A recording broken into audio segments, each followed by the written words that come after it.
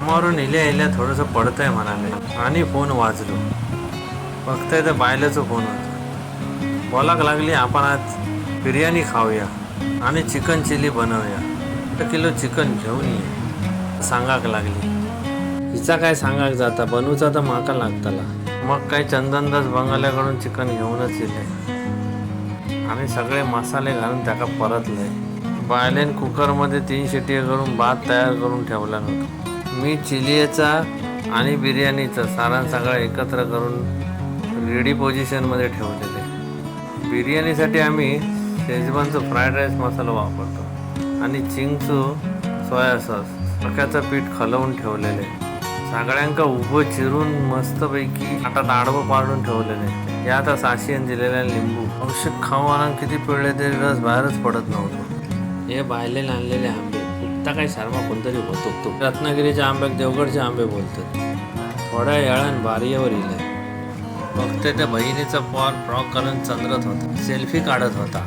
रमेश सुबह दीवार के ऊपर खडे होकर देख रहे थे. बाजूक लगीन होता म्हणून या सगळा चाललेला. मी कलेकलेन बायलेची वाट बघत होतो. कुठे दिसतच नव्हता. कंटाळून परत कामाक लागले.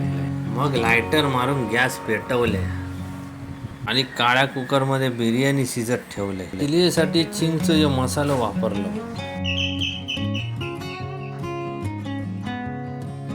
मग थोड्या वेळान दारावरची बेल वाजली. दरवाजे उघडले. समोर बघते तर बायल माझी थकून बागून येऊन उभी राहिली. चिकन खाऊचा होता म्हणून बाबल्याक रिक्षा जोरात मारूक लावल्या.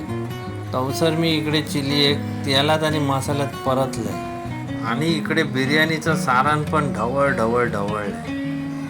बघितलं तर मधलं गॅस रिकामी होतो. मका राहावला नाही. तेलात काळीच भाजून घेतले.